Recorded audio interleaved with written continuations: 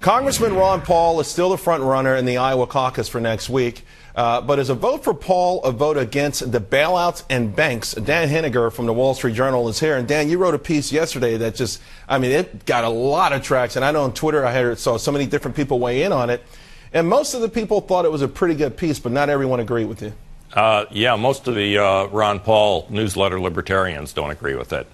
And that's mainly because I was trying to come to grips with the Ron Paul vote, as I call it, and the Ron Paul candidacy.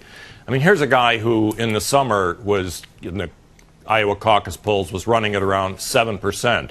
At the moment, he's at about 22.5%. How do you account for such an incredible growth in Ron Paul's support? And I concede that there are these committed libertarians out there, and they love Ron Paul, and we all love the idea of small government.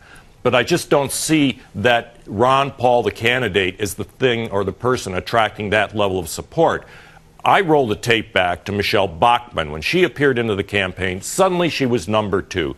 She faded. Rick Perry then was up to 31%. He couldn't debate. Herman Cain was all of a sudden the front runner with 26%. We know that Cain collapsed.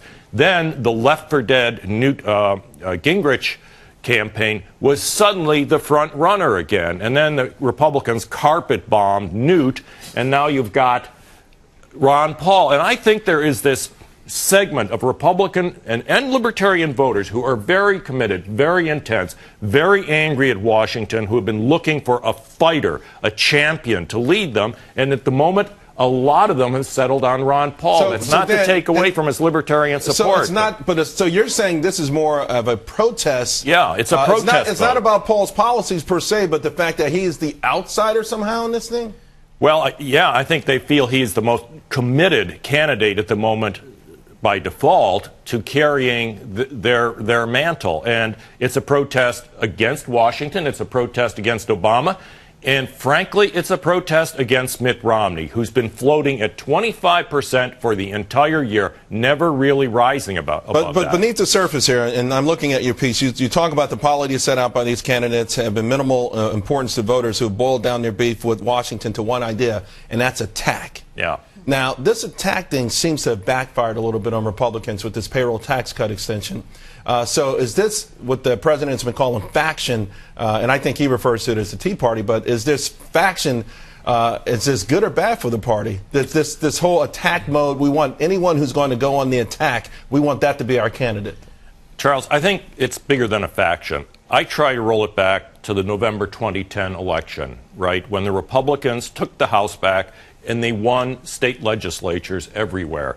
And that was the result of people who first were upset about the Bush spending spree and then the Obama spending spree. And suddenly, many Americans realized that the growth trend in government spending was a direct threat to their well-being. These are the fiscal conservatives. And those are the people who I think want to attack Washington now. And they're seeing the Republicans. We got 30 seconds. Lori has a quick question. Just a quick follow-up. So you write that Romney now needs to reach out to the supporters for the other GOP noms. I mean, is time running short here, or does he have a little elbow room?